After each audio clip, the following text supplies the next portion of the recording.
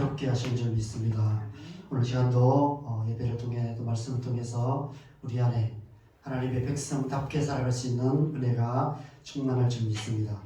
오늘은 하나님 나라의 표적이라는 제목으로 요한복음 이제 2장으로 넘어갔습니다. 2장 1절에서 11절입니다. 말씀이 좀 길지만 함께 목소리로 같이 읽겠습니다. 요한복음 2장 1절에서 11절 우리가 잘 아는 내용입니다. 같이 읽겠습니다. 사흘째 되던 날 갈릴리 가나에 혼례가 있어 예수의 어머니도 거기 계시고 예수와 그 제자들도 혼례의 청함을 받았더니 포도주가 떨어진지라. 예수의 어머니가 예수에게 이르되 저들에게 포도주가 없다 하니 예수께서 이르시되 여자여 너와 무슨 상관이 있나이까 내 때가 아직 이르지 아니하였나이다. 그의 어머니가 하인들에게 이르되 너희에게 무슨 말씀을 하시든지 그대로 하라 하니라. 거기에 유대인의 중별 예식을 따라 두세 통들은 돌 항아리 6이 놓였는지라. 예수께서 그들에게 이르시되 항아리에 물을 채우라 하신즉 아기까지 채우니 이제는 떠서 연회장에게 갖다 주라 하심에 갖다 주었더니 연회장은 물로 된 포도주를 맛보고도 어디서 났는지 알지 못하되 물 떠온 하인들은 알더라. 연회장이 신랑을 불러 말하되 사람마다 먼저 좋은 포도주를 내고 취한 후에 낮은 것을 내거늘 그들은 지금까지 좋은 포도주를 두었도다 하니라. 예수께서 이 첫 표적을 갈릴리 가나에서 행하여 그의 영광을 나타내심에 제자들이 그를 믿으리라. 지난주까지 요한복음 1장의 예수님의 재창조의 이야기를 함께 묵상했습니다. 넷째 날까지 이를 함께 생각했습니다. 예수님께서 하나님의 아들로 이 땅에 오셨죠. 태초의 혼돈과 공허와 흑암과 기품으로 되돌아가 버린 우리를 하나님의 형상으로 회복시키시기 위해, 그래서 우리를 통해서 이 땅에 새해된 동산 하나님 나라를 재창조하시기 위해 예수님께서 이 땅에 오셨습니다. 흑암 가운데 창빛으로 오셨고요, 깊음 가운데 성령으로 세례를 주신 이로 오셨습니다. 공허 가운데 하나님의 어린 양으로 오셔서 이 땅을 거니시며 푸른 초장에 양떼로 뒤덮이게 하는 그런 일을 행하십니다. 그리고 혼돈 가운데 사람의 아들로 오셨습니다. 그래서 누구든지 예수 그리스도를 믿으면 물과 성령으로 거듭나서 하나님의 자녀가 될 뿐 아니라 자유와 은혜의 공동체인 교회를 통해 태초의 하나님의 형상으로 재창조되는 것입니다. 그래서 요한복음 1장은 예수님께서 제자들을 부르시는 이야기로 끝이 납니다. 예수님께서 제자들을 부르셔서 또 우리를 제자로 부르셔서 우리를 하나님의 형상으로 재창조하시는 그런 이야기가 요한복음의 1장의 이야기였습니다. 그리고 오늘 본문부터는 재창세기 1장이 끝나고 예수님께서 제자들과 함께 먹고 마시고 함께 다니시면서 제자들을 하나님의 형상으로 만들어 가시는 그런 재창조의 다음 장 이야기가 시작됩니다. 그런데 오늘 본문은 사흘째 되던 날이라는 시점에서 시작하고 있습니다. 사흘째 되던 날이라면 몇째 날일까요? 제가 지난주에는 넷째 날 다음부터 계산해서 일곱째 날이라고 말씀을 드렸습니다. 그런데 성경의 다른 구절들을 찾아보니까 이 사흘이라는 말을 주로 그날을 포함해서 세 번째 날로 이렇게 말할 때 씁니다. 그래서 이 넷째 날로부터 세 번째 날이면 넷째 날, 다섯째 날, 여섯째 날이 되는 것입니다. 예수님께서 장사된 지 사흘 만에 부활하셨죠. 그죠? 십자가에 못 박히시고 그날 장사가 되셨는데 다음 날 금요일 날 되시고 토요일 주일이 이제 부활절이잖아요. 그죠? 부활주일이잖아요. 그죠? 그래서 셋째 날이 사흘이 되는 것입니다. 다른 구절도 대부분 그날을 포함한 셋째 날로 쓰여지고 있습니다. 그렇게 계산하면 1장의 이튿날 그러니까 마지막 이튿날이 넷째 날이었죠. 그죠? 넷째 날을 포함해서 하면 다섯째 날, 여섯째 날이 됩니다. 그래서 오늘 이야기가 여섯째 날 이야기냐, 일곱째 날 이야기냐, 이게 뭐 그리 중요할까 이런 생각이 들지만 요한복음이 이런 시점을 사용하는 것은 이게 굉장히 중요한 의미가 있기 때문에 이런 시점을 사용하는 거예요. 이튿날, 뭐 또 이튿날 이렇게 하다가 사흘째 되는 날로 갑자기 건너가는 것입니다. 그래서 오늘 이야기를 함께 살펴보면서 이 사흘째 되는 날이 언제인지 그리고 그 의미가 무엇인지를 함께 생각해 보면 좋겠습니다. 오늘 이야기는 우리가 너무 잘 아는 이야기입니다. 사흘째 되던 날 예수님께서 제자들과 함께 갈릴리 가나의 혼인잔치에 참석하셔서 거기서 물을 포도주로 만드는 기적을 행하십니다. 그런데 이 이야기는 다른 공간 복음서에는 기록되어 있지 않습니다. 오직 요한복음에만 기록되어 있어요. 왜 다른 복음에서는 응답조차도 하지 않는 이 이야기를 사도 요한은 굉장히 중요한 의미를 부여하면서 2장에 이렇게 사흘째 되는 날이라고 기록하면서 이 이야기를 기록하고 있는가? 이게 이제 우리가 해볼 수 있는 질문입니다. 분명 다른 복음서를 기록했던 기자들도 이 이야기를 들었을 것입니다. 예수님이 하셨던 수많은 기적 이야기들을 제자들로부터 들었을 것입니다. 그럼에도 불구하고 그들은 이 이야기는 빼고 예수님께서 행하신 다른 수많은 기적들과 가르침을 더 중요하게 선택해서 마태복음, 마가복음, 누가복음에서는 다른 이야기를 기록했습니다. 그런데 예수님의 가장 첫 제자 중 한 사람이었던 요한은 이 사건을 굉장히 중요한 사건으로 생각했던 것 같아요. 그래서 예수님의 첫 번째 표적이라고 기록하고 있습니다. 요한복음 20장에 보면 사도 요한이 이 복음서를 기록한 목적을 이렇게 말해요.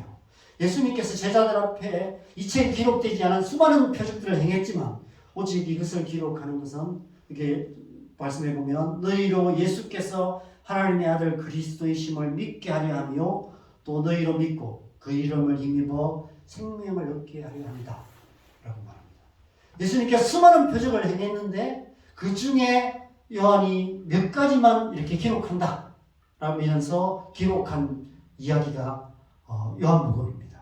그 가운데 첫 번째 이야기가 바로 이 갈릴리 가나에서 예수님께서 물을 포도주로 만드신 이 기적입니다. 예수께서 하나님의 아들 그리스도이심을 믿게 하는 첫 번째 표적이라고 말씀하고 있습니다. 어쩌면 이 사도 요한 개인적인 고백일 수도 있어요. 왜냐하면 사도 요한은 이 역사적인 현장에 함께 있었거든요. 앞서 요한복음 1장에 보면 그때까지 예수님을 따르는 제자는 요한과 안드레와 베드로와 빌립과 나다나엘 5사람밖에 안 나와요. 5사람의 이름만 기록되어 있습니다. 그리고 바로 사흘째 되는 날 이야기로 넘어가요. 요한복음 기록상으로 보면 이 사건은 아직 12제자가 다 모이기 전에 예수님께서 12제자를 다 부르시기 전에 5제자만 데리고 혼인잔치에 참석했던 것이 됩니다. 그때 사도 요한은 이미 예수님의 제자가 되어서 예수님과 함께 그 잔치에 참석했고 예수님께서 물을 포도주로 만드시는 기적을 직접 보았던 것이죠. 그럼 얼마나 놀랐을까요? 요한에게 있어서 이 사건은 개인적인 차원에서 예수님께서 하나님의 아들 그리스도이심을 믿게 되는 첫 번째 표적, 결정적인 사건 중에 하나였던 것 같습니다. 제자들이 예수님이 그리스도이심을 믿는데 오래 걸렸어요. 하나님의 아들 그리스도라는 고백을 하는데 거의 3년 반이 걸렸습니다. 수많은 표적들을 보았고 그 표적들을 통해서 예수님이 하나님의 아들이시라는 사실을 알게 되었고 베드로가 주는 그리스도시요 살아계신 하나님의 아들이라는 고백을 할 수 있게 되었습니다. 그 고백들을 할 수 있는 많은 표적들이 있었는데 그 중에 첫 번째 표적이라고 사도 요한이 이 표적을 기록하고 있습니다. 예수님께서 5명의 제자들을 데리시고 함께 갈릴리 가나의 혼인잔치에 참석하셔서 포도주가 떨어져 있는 그 혼인잔치에 물을 포도주로 만드는 첫 번째 표적을 행하십니다. 이것은 마치 우리 교회가 작년 1월 1일에 몇 사람이 모여서 예배를 드림으로 우리 자원동교회가 처음 시작된 그런 첫 시작과 같은 그런 사건이었습니다. 예수님께서 제자들과 함께 첫 사역을 시작하신 사건, 그것을 이 요한이 첫 표적이라는 말로 기록하고 있는 것입니다. 어쨌든 중요한 것은 예수님께서 사흘째 되던 날 포도주가 떨어진 혼인잔치에서 물로만 포도주를 만드는 그런 첫 표적을 행하셨다는 사실입니다. 그렇다면 왜 사도 요한은 오늘 본문에서 이 사흘째 되는 날을 강조하면서 다른 복음서들은 그렇게 중요하게 기록하지 않은 이 이야기를 이렇게 중요한 의미를 부여하면서 기록하고 있을까? 이 질문을 해보게 됩니다. 첫 표적이라는 이 단어의 의미를 한번 살펴보면 이 첫이라는 헬라어는 아르케라는 단어입니다. 시작이라는 뜻입니다. 시작, 태초 이런 뜻이 있습니다. 그래서 마가복음 1장 1절을 보면 하나님의 아들 예수 그리스도의 복음의 시작이라 이렇게 시작합니다. 이 시작이라는 말이 바로 아르케입니다. 표적이라는 단어, 첫이라는 단어가 바로 이 단어입니다. 그리고 표적이라는 헬라어는 세메이온이라는 단어인데 표적, 표시라는 뜻인데 어떤 사람을 알아볼 수 있는 표시, 이 사람이 그 사람이다 라는 것을 알아볼 수 있는 표시, 그것을 말합니다. 예를 들어서 뭔가 옛날에 그런 게 있었죠. 미팅을 하는데 꽃을 하나 들고 어디에 서 있으면 이렇게 이제 서로 소개팅 할 때 그렇게 하죠. 어떤 옷을 입고 어떤 손에 뭘 들고 어느 거리에 어디에 서 있으면 그 사람이 소개하는 사람이다. 그래서 멀리서 보고 마음에 들면 가고 마음에 안 들면 이렇게 돌아가 버리고 이런 이제 그런 일들이 옛날에 있었죠. 그렇죠? 그게 바로 표적이라는 단어의 의미입니다. 그 사람이라는 것을 알아보는. 그래서 첫 표적이라는 말은 어떤 의미가 됩니까? 예수님께서 하나님의 아들 그리스도이심을 알아볼 수 있었던 첫 표적이었다. 그 첫 표적이 나타나기 시작했다. 이런 의미로 첫 표적이라는 단어를 쓰고 있는 것입니다. 다른 말로 하면 예수님께서 스스로 당신께서 하나님의 아들 그리스도라는 사실을 나타내시기 시작하셨다라는 그런 의미입니다. 첫 시작이 되었던 사건이 바로 이 요한복음 2장의 이 갈릴리 가나의 혼인잔치였습니다. 예수님의 재창조 사역이 시작된 것이죠. 그래서 사도 요한은 이 이야기를 그 어떤 이야기보다도 중요하게 기록하고 있는 것입니다. 그렇다면 예수님께서는 왜 다른 표적을 할 수 있는데 다른 수많은 표적들 말고 하필이면 논란의 여지가 많은 술 만드는 일, 그렇죠? 물을 포도주로 만드는 이 기적을 행하셨을까? 포도주가 떨어진 혼인잔치에서 물을 포도주로 만드시는 기적을 행하시는 이것을 첫 표적으로 행하셨는가? 이런 질문을 해보게 됩니다. 여러분, 포도주가 떨어진 혼인잔치가 어떤 의미가 있을까요? 포도주가 떨어진 혼인잔치. 여러분, 혼인잔치는 우리 인생에서 가장 중요한 사건 중 하나입니다. 인생의 가장 축복된 시간, 가장 기쁘고 가장 즐겁고 가장 설레고 가장 행복한 시간, 천국에나 있을 법한 그런 단어들로 가득한 시간, 그런 시간이 혼인잔치입니다. 더도 말고 덜도 말고 그날 같은 기쁨, 그날 같은 즐거움, 그날 같은 설레임이 계속된다면, 그것이 영원히 계속된다면 아마 그것이 천국이 아닐까, 그렇게 살아가는 인생이 천국 같은 인생이 아닐까, 이런 생각이 듭니다. 그것이 바로 혼인잔치예요. 그런데 그 혼인잔치에 포도주가 떨어져 버렸어요. 술을 안 마시는 우리 그리스도인들에게 있어서는 그게 뭐 이렇게 생각될 수 있지만 술을 좋아하는 사람들에게 있어서 포도주가 떨어져 있는 잔치자리는 너무 맹숭맹숭한 자리예요. 세상 사람들이 그리스도인들을 보고 참 재미있어 하는 게, 의아해하는 게 그래요. 그런 거예요. 술도 안 마시고도 재미있게 놀아요. 술도 안 마시고도 진지한 얘기를 해요. 세상 사람들은 술을 마셔야 진지한 얘기를 하거든요. 자기 속 얘기를 해요.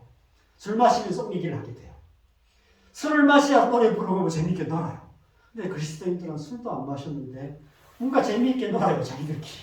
참 이상한 사람들로 보입니다. 왜냐하면 세상 사람들은 재미있는 자리에는 늘 술이 있기 때문에 술을 마시고 술 한잔하고 그렇게 또 노래 부르고 노래방 다니고 이렇게 살아가는 게 세상 사람들의 즐거움입니다. 특별히 잔치자리에는 술이 있어야 합니다. 그래서 장례식에도 술을 갖다 놓죠. 그죠? 이제 우리는 대부분 우리가 이제 그리스도인들이기 때문에 우리가 가는 어떤 장례식에는 대부분 이제 기독교식으로 하기 때문에 술이 별로 없는데 안 믿는 사람들은 어떤 뭐 결혼식이나 장례식이나 다 이렇게 술을 갖다 놓아요. 그래서 기쁘도 술 마시고 슬프도 술 마시고 이렇습니다. 이제 술이 그만큼 중요합니다. 그런데 포도주가 떨어진 잔치는 아무런 기쁨도 즐거움도 없는 밍밍한 맹물 같은 그런 잔치자리가 되고 마는 것입니다. 하나님 없는 세상, 그런 세상이 아닐까. 하나님 없는 우리 인생, 그런 인생이라는 것을 상징하는 것이 아닐까, 이런 생각이 듭니다. 여러분 삶이 너무 밍밍하게 느껴질 때가 많이 있지 않습니까? 너무 심심하고 너무 무료하고 내가 왜 사나 이런 생각이 들고 아무리 둘러봐도 기뻐할 만한 게 별로 없는 그런 너무 맹숭맹숭한 삶. 우리 안에 아무런 기쁨이 없어서 마치 포도주가 떨어진 혼인잔치 같은 밍밍한 삶을 살아가는 것 같이 느껴질 때가 우리의 삶 속에 많이 있습니다. 그래서 자꾸 우리는 주위를 둘러보게 돼요. 기쁨을 줄 만한 무엇가 있는가? 내 마음을 기쁘게 해줄 무언가가 있는가를 계속해서 둘러보게 됩니다. 분주해져요. 뭔가 어떤 일들을 해서라도, 뭔가 내가 활동을 해서라도, 누군가를 만나서라도, 아니면 무언가를 보고, 무언가를 듣고, 내 마음에 기쁨을 줄 수 있는 무언가를 통해서 다시 기쁨을 얻으려고 애쓰는 그런 모습을 보게 됩니다. 우리는 밖에서 기쁨을 찾아서 끊임없이 헤매어 다니고 있습니다. 내게 기쁨을 줄 만한 무언가를 찾아서 세상의 어두운 뒷골목을 방황하며 그렇게 살아가고 있습니다. 여러분, 기쁨이라는 게 그죠? 밖에서 주어지는 것이 아니에요. 우리 안에서 일어나는 반응이 기쁨입니다. 의학적으로 말하면 우리 안에 기쁨을 주는 어떤 호르몬이 나오는 것, 그것이 기쁨이에요. 나의 어떤 호르몬 작용으로 내 안에서 어떤 호르몬이 나와서 기쁨을 느끼게 되는 거예요. 그게 기쁨입니다. 밖에서 주는 게 아니에요. 내 안에서 나오는 거예요. 근데 문제는 그 호르몬이 어떻게 작용하게 만드느냐, 이게 문제인 거죠. 우리 안에 기쁨의 호르몬을 나오게 만드는 충분한 자극이, 외부적인 자극이 필요하다는 것입니다. 그래서 그것을 찾아다니는 거예요. 밖에서 뭔가 자극을 통해서 내 마음에 기쁨을 줄 만한, 기쁨을 일으키는 그런 뭔가를 찾아다니는 것입니다. 재미있는 것들, 우리 마음의 기쁨을 일으켜주는 강렬한 외적인 자극을 찾아다닙니다. 그래야만 우리가 기뻐할 수 있기 때문에, 그것이 없으면 기쁨을 얻을 수 없기 때문에, 그래서 점점 더 자극적인 것을 찾게 됩니다. 왜냐하면 처음에 기쁨을 줬던 게 익숙해지면 더 이상 또 그것 갖고는 기쁘지 않거든요. 더 자극적인 게 필요해요. 더 자극적인 게 필요하고, 그러다 보면 더 큰 더 극한 중독적인 어떤 것에 빠져버리게 되는 것입니다. 그런 중독의 제일 끝이 사실은 마약이에요. 마약에 중독되면 이제 끝나는 거예요. 그게 끝이에요. 마약도 이제 더 강력한 마약이 나오거든요. 더 강력한 마약에 취하게 되면 헤어날 수 없게 돼요. 근데 여러분, 이런 질문을 한번 해보십시오. 인간이라는 존재가 원래 그런 존재였을까? 하나님께서 원래 인간이라는 존재를 그렇게 만드셨을까? 밖에서 어떤 외부적인 자극이 없이는 도무지 기뻐할 수 없는 그런 존재로 우리를 만드셨을까? 여러분, 하나님께서 우리를 원래 그렇게 만드시 않으셨다고 저는 믿습니다.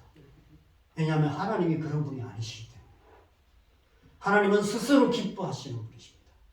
하나님 안에서 기쁨이 늘 솟아나시는 분이세요. 기뻐하시는 하나님. 그 하나님께서 우리를 하나님의 형상으로 만들었는데 기뻐하는 자로 만드셨어요. 여러분, 기뻐하는 자라는 것은요, 뭔가 외부적인 자극 때문에 기뻐하는 것이 아니에요.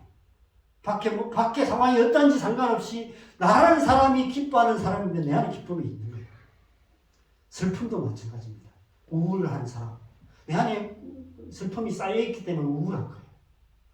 별일 없는데도 우울해요. 저는 옛날에 그랬거든요. 막 그런 것들이 오랫동안 너무 쌓였던 것 때문에 늘 우울했어요. 이렇게 늘 회색빛. 뭔가 내가 조금 업돼 있으면 저는 좀 이상하다고 생각했어요. 내가 지금 정상이 아니네. 내가 왜 웃고 있지? 나는 정상이 아니야. 다시 뭔가를 통해서 그 모드로 맞춰야 됐어요. 우울 모드. 그래야 정상이라고 생각했습니다. 근데 나중에 제가 이제 하나님 만나고 또 YMS 훈련 받고 어떤 많은 시간들이 지나면서 그게 정상이 아니었구나. 내가 좀 정상이 아니구나 이런 것을 알게 되었습니다. 여러분, 하나님은 우리가 자극적인 어떤 기쁨을 찾아서 세상의 어두운 뒷골목을 헤매는 그런 불쌍한 존재들로 거지 같은 인생으로 우리를 만드시지 않으셨습니다. 우리를 부유한 자로 만드셨어요. 우리 안에 기쁨의 근원을 가진 안에 거하는 존재, 우리 안에 하나님의 기쁨이 충만한 그런 존재로 태초에 우리를 만드셨습니다. 태초에 하나님을 떠나기 전 우리 인간 존재는 스스로 기뻐하는 존재들, 그런 존재들이 바로 하나님의 자녀, 바로 우리였습니다. 예수님께서 우리를 하나님의 형상으로 회복시키신다는 것은 그런 존재가 되게 하신다는 거예요. 바깥의 어떤 상황과 환경과 상관없이 기뻐할 만한 그 어떤 것이 없을지라도 그냥 내 스스로 내 안에 계시는 하나님, 그 하나님으로 말미암아 내 안에 기쁨의 근원을 가진 존재로 그렇게 살아가는 그런 사람 되게 하신다는 것입니다. 예수님께서 물을 포도주로 변화시키는 첫 번째 표적을 행하신 의미가 바로 그런 의미가 아닐까 이런 생각을 해보게 됩니다. 밍밍한 맹물 같은 우리 존재를 포도주 같은 존재로 변화시키시는 것이죠. 우리의 존재 자체를 완전히 변화시켜서 태초에 하나님의 형상으로 바꾸어 주시는 거예요.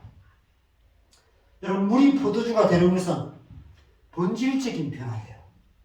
물에다가 알코올을 몇 프로 섞고 거기에 포도향을 첨가하고 포도주 색소를 넣어서 포도 맛주를 만들 수는 있습니다. 그런데 그런 변화를 말하는 게 아니에요. 많은 사람들이 신앙생활을 그렇게 생각합니다. 물 같은 우리에다가 교회 생활 좀 열심히 하고 말씀 묵상 잘하고 기도 생활 잘하고 전도 열심히 하고 이런 종교적인 행위들을 더 플러스 시키면 첨가하면 그리스도인이 된다고 생각해요. 여러분, 그것은 포도 맛주일 뿐입니다. 포도주로 바뀌어야 돼요. 완전히 다른 존재가 되는 거예요. 한순간에 물같이 밍밍하던 우리가 갑자기 한순간에 전혀 다른 포도주 같은 존재가 되는 거예요. 제가 주님을 인격적으로 만났을 때 그런 변화가 일어났어요. 아침에 눈 떴는데 세상이 달라져 있었어요. 그렇게 아무리 읽어보려고 해도 안 읽어지는 성경이 너무 재미있게 와닿기 시작했습니다. 아침에 눈 떠서 밤에 잠자리 들 때까지 늘 콧노래를 흥얼거리며 다녔습니다. 그때 아마 저를 봤으면 여러분이 좀 약간 이상한 사람 아닌가 싶었을지도 모릅니다. 그때가 신앙생활 제일 잘했던 것 같아요. 본질적인 변화죠. 그런 변화가 일어나는 것입니다. 우리의 존재 자체가 기뻐하는 존재가 되는 거예요. 스스로 안에 기쁨의 근원을 가진 그런 존재가 되는 것입니다. 나중에 요한복음 4장에서 예수님께서 사마리아 어물가의 여인에게 그 속에서 영생하도록 솟아난 샘물을 줄 것이라고 말씀하신 의미가 바로 그것입니다. 그 속에, 우리 속에서 영생하도록 솟아나는 샘물이 있다면 그 기쁨의 샘물, 우리의 마음에 즐거움을 주시는 그 하나님의 샘물이 솟아난다면 밖에서 찾을 필요가 없는 것이죠. 더 이상 물기르러 갈 필요가 없는 거예요. 더 이상 기쁨을 주는 자극적인 어떤 기쁨을 찾아서 세상의 어두운 뒷골목을 헤맬 필요가 없는 것입니다. 우리 안에 성령이 임하시면 맹물 같은 우리가 포도주 같은 사람으로 변화되는 것입니다. 그 속에 기쁨의 근원을 가진 사람이 되는 것입니다. 기뻐하는 사람이 되는 것이죠. 그래서 그 사람과 가까이 있으면 주변 사람들도 다 기뻐져요. 다 함께 그런 기쁨이 흘러가게 돼요. 그래서 그런 사람들이 모이면 늘 이렇게 어떤 즐거움이 있는 그런 공동체가 이루어지는 것입니다. 포도주가 떨어진 혼인잔치 같은 밍밍했던 우리 인생이 기쁨과 즐거움이 가득한 인생이 되는 것이죠. 여러분, 빌립보서는 사도 바울이 로마 감옥에 갇혀서 순교하기 전에 쓴 편지입니다. 그런데 빌립보서를 기쁨의 서신이라고 말합니다.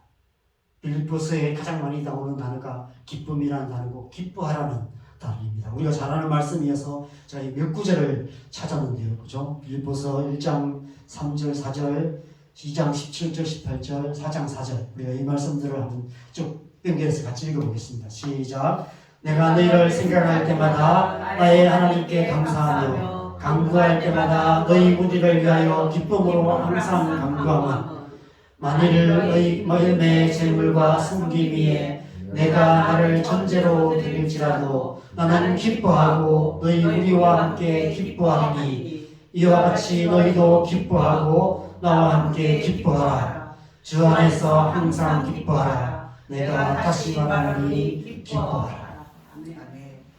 계속해서 기뻐하라. 계속해서 사도 바울은 감옥에 갇혀있는 상황 속에서도 기뻐할 수 있었고 스스로 기뻐했고 그리고 기뻐하라 라고 말하고 있습니다. 그런 사람이 되었기 때문이죠. 대체 하나님께서 하나님의 형상으로 만드셨던 그때의 그 모습을 회복한 사람이 되었습니다. 사도 바울 안에는 영생하도록 솟아나는 샘물이 있었습니다. 그래서 로마 감옥에 갇혀서도 그 안에서 그 샘물이 끊임없이 솟아났기 때문에 여전히 기뻐할 수 있었고 성도들을 향해서 오히려 너희는 기뻐하라라고 편지를 보내고 있는 것입니다. 데살로니가전서 1장 6절에는 그 기쁨이 어떤 기쁨인지를 이렇게 말합니다. 같이 읽겠습니다. 시작. 또 너희는 많은 만남 가운데서 성령의 기쁨으로 말씀을 받아 우리와 주를 본받는 자가 되었으니. 성령의 기쁨이라고 말합니다. 성령의 기쁨. 여러분, 우리를 포도주로 만드시는 것은 바로 우리 안에 이 성령의 기쁨을 주시는 거예요. 우리 안에 성령의 기쁨이 있으면 다른 것이 별로 의미가 없어져요. 이전에 즐기던 세상 낙도 아무런 의미가 없다고 우리가 찬양하는 그 찬양이 바로 그런 것입니다. 성령의 기쁨을 맛보았기 때문에. 예수님께서 물로 포도주로 변화시키신 것은 바로 우리 안에 성령을 주셔서 맹물 같은 밍밍한 우리를 혼인잔치의 포도주 같은 사람으로 성령의 기쁨으로 충만한 사람으로 재창조하시는 첫 표적인 것이죠. 포도주는 예수님의 피를 상징합니다. 물론은 그렇게 될 수 없어요. 그래서 6절에 보면 유대인의 정결 예식을 따라서 이렇게 물 항아리 6이 놓여 있었다라고 얘기합니다. 정결 예식에서는 물이라 할지라도 그 물이 우리를 변화시킬 수 없다는 것입니다.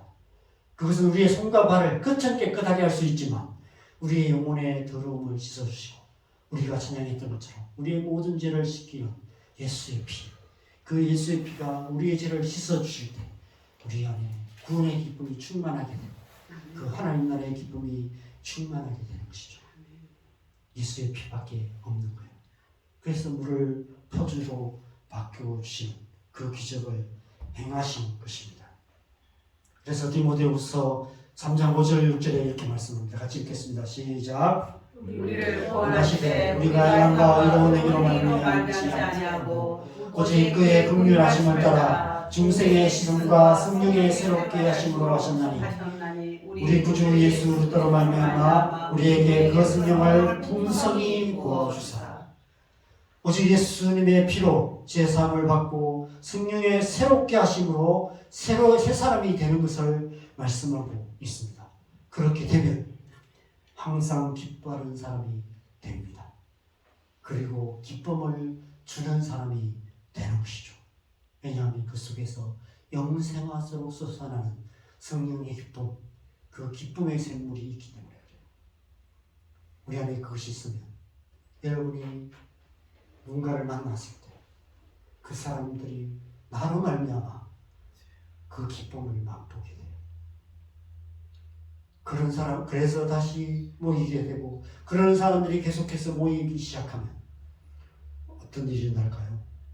교회 공동체가 이루어지게 됩니다. 더 이상 세상의 우물을 잡지 않아요. 더 이상 어두운 뒷골목을 헤매지 않습니다. 내 안에 기쁨이 있고 내 안에 기쁨의 근원이 있고 그 기쁨을 함께 나누기 시작하면 그 기쁨을 함께 나누는 공동체가 이루어지고 그 공동체가 함께 모이고 함께 나누고 함께 하는 그 시간들이 기쁨의 시간이 되고 즐거움의 시간이 되는 것이죠.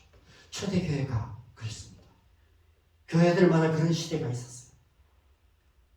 옛날 교회, 아마 이전에 여러분들이 신앙생활했던 옛날 교회들도 그죠? 처음 교회가 개척되고 교회가 한참 하나님 은혜가 교회 안에 임했을 때는 막 성도들이 모여서 같이 밥해 먹고 아무것도 없이 또 같이 놀고 그랬던 시간이 정말 좋은 시간, 행복했던 시간, 기쁨이 충만했던 그런 시간, 그런 기억들이 아마 여러분 가운데 있으실 것입니다. 초대교회가 그랬습니다.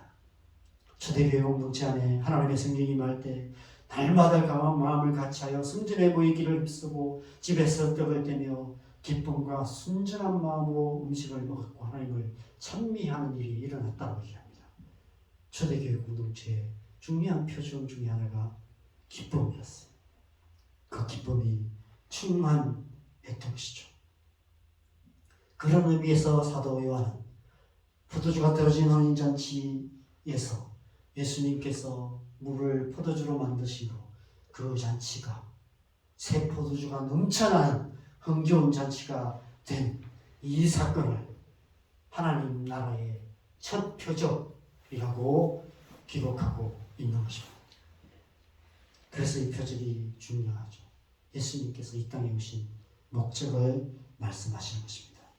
그렇다면 사흘째 되던 날은 어떤 의미가 있을까요? 4절을 보면 3절 4절을 보면 예수님의 어머니가 예수님께 저들에게 포도주가 없다라고 말합니다. 그러자 예수님께서 여자여 나와 무슨 상관이 있나이까? 내 때가 아직 이르지 아니하였나이다. 이렇게 대답합니다.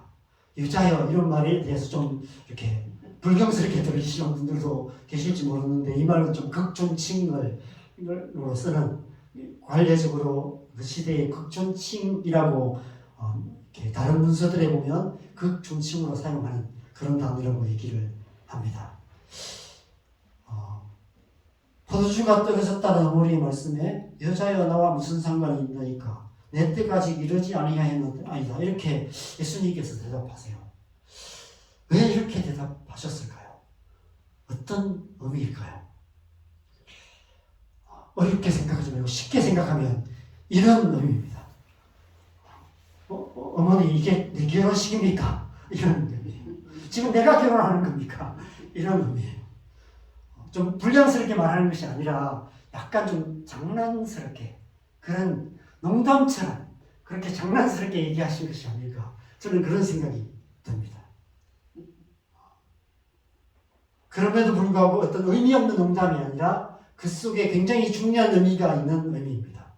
이 혼인잔치가 예수님의 혼인잔치가 아니라는 거예요. 아직 때가 아니라는 거예요. 아직 예수님의 혼인잔치 때가 아니라는 것입니다. 사흘째 되던 날인데 아직 예수님의 혼인잔치 때는 아니라는 거예요. 사흘째 되던 날 갈릴리 가나의 혼인잔치에 참석했지만 그 혼인잔치는 예수님의 혼인잔치가 아니라는 것입니다. 그렇다면 예수님의 혼인잔치는 언제일까요? 예수님의 때는 언제일까요? 요한계시록에 그때가 나옵니다. 요한계시록 19장에 보면 7절에서 9절에 어린 양의 혼인 기약이 이르렀다. 어린 양의 혼인잔치의 때가 되었다는 거예요.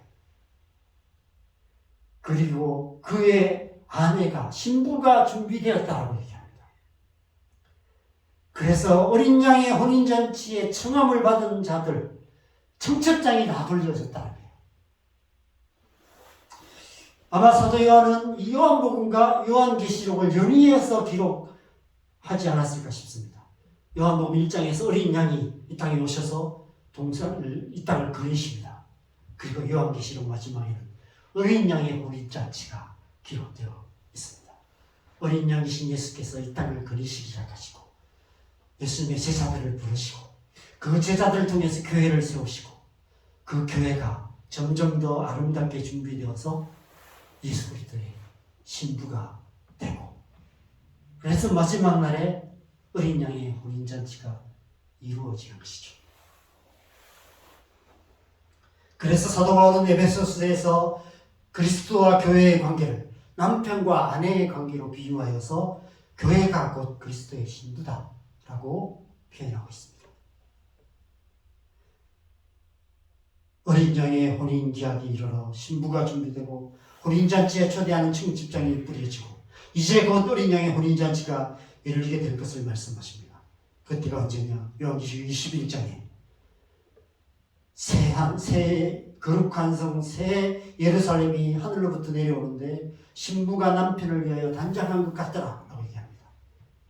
그리고 일곱 천사가 내가 신부 곧 어린 양의 아내를 네게 보이리라 거룩한 성 예루살렘 성을 보여주시는 그 환상이 요한계시록의 마지막 환상입니다. 바로 그때 이때가 바로 예수님의 때예요. 이때가 바로 예수님의 혼인잔치 때인 것입니다. 오늘 말씀에서 예수님께서 어머니에게 어머니 이것이 지금 그게 나와 무슨 상관이 있습니까? 지금은 내 때가 아닙니다라고 얘기하는 의미가 바로 그것입니다. 이 잔치가 예수님의 혼인잔치가 아니라는 거예요. 아직은 예수님의 때가 아니라는 것입니다. 그렇다면 오늘 사흘째 되던 날은 일곱째 날이 아니라 여섯째 날. 아직까지 여섯째 날이라는 겁니다. 아직 일곱째 날이 되지 않았다는 것입니다. 아직 하나님의 재창조가 완성된 것이 아니라는 거예요. 아직 하나님 나라가 임하지 않았다는 것입니다. 이미 예수님께서 이 땅에 임하심으로 오심으로 하나님 나라가 시작되긴 했지만 첫 표적이 나타나지긴 했지만 그러나 아직 하나님 나라가 완성된 것은 아니라는 것입니다. 창세기 2장에 보면 일곱째 날, 마지막 일곱째 날에는 하나님께서 모든 창조하시는 일을 마치고 안식하셨다고 말합니다. 그 날을 복되게 하셨다고 말합니다. 거룩하게 하셨다고 얘기해요. 축복받은 날. 마치 어린 양의 혼인잔치 같은 날을 말하는 거예요. 모든 창조의 사역이 끝나시고 안식하셨습니다. 예수님께서도 바로 그것을 말씀하신 거예요. 예수님께서 재창조를 위해서 이 땅에 오셨지만 아직은 창조가 완성된 것이 아니기 때문에 아직은 그때가 아니다. 재창조의 사역이 다 마치고 다시 안식하시는 마지막 날 어린 양의 혼인잔치가 벌어질 그날은 아직 이르지 않았다는 것입니다. 아직은 여섯째 날이라는 거예요. 예수님께서 부활승천하신 후에 성령께서 우리 위에 임하시기 시작하십니다.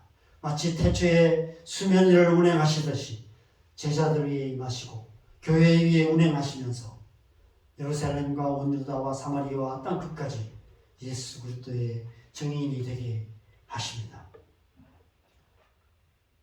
마태복음 24장 14절 같이 읽겠습니다. 시작. 이 천국 복음이 모든 민족에게 증언되기 위하여 온 세상에 전파되리니 그제야 끝이 끝이 오리라. 천국 복음이 모든 민족에게 전해지고 그때에 하나님 나라가 이루어질 것이다. 그때 예수님이 다시 오시는 그때가 바로 일곱째 날, 마지막 날이 되는 것이죠. 그래서 아직은 여섯째 날이라고 말씀하고 있는 것입니다. 그때까지 물을 포도주로 만드시는 예수님의 재창조 사역은 계속될 것이다 라고 말씀하고 있는 것입니다. 이것은 첫 번째 표적에 불과하다는 것입니다. 이제 시작되었다는 것이죠. 성령께서 우리 안에, 우리의 삶 속에, 교회 공동체 안에서 계속해서 우리를 하나님의 형상으로 만드시고 그리고 우리를 통해서 하나님 나라를 이루어 가시는 것입니다. 우리는 지금 사흘째 되던 날, 곧 예수님의 재창조의 여섯째 날을 살아가고 있는 것이죠. 날마다 우리를 새롭게 하시며 우리를 통해서 이 땅에 하나님 나라를 이루어 가시는 예수님의 첫 번째 표적, 이 가운데 살아가고 있습니다. 여러분의 삶 속에 그 표적이 계속해서 나타나고 계십니까? 교회를 통해서 그 표적이 나타나고 있습니까? 우리의 신앙생활 속에 물이 포도주로 변화되듯이 우리의 속사람이 새롭되는 그런 은혜가 날마다 있어야 될 줄 믿습니다. 그래서 내 안에서 하나님 한 분으로 말미암아 기뻐할 수 있는 그런 사람이 되어가는 것, 그것이 예수님이 우리를 재창조해 가신 하나님의 형상인 것이죠. 올 한 해 그 은혜가 저와 여러분 안에 충만하시기를 바랍니다. 우리 포도주로 변화되는 하나님 나라의 이 첫 번째 표적이 저와 여러분 안에, 우리 교회 공동체 안에 날마다 일어나서 저와 여러분 모두가 날마다 기뻐하는 맹물 같은 밍밍한 우리의 인생이 혼인잔치, 포도주로 가득한 새 포도주가 넘쳐나는 그런 흥겨운 혼인잔치 같은 그런 인생으로 변화되는 그런 한 해 되셨으면 좋겠습니다. 이 시간 성령께서 저와 여러분 가운데 그 은혜를 부어주실 줄 믿습니다. 우리 함께 찬양하고 기도하겠습니다. 우리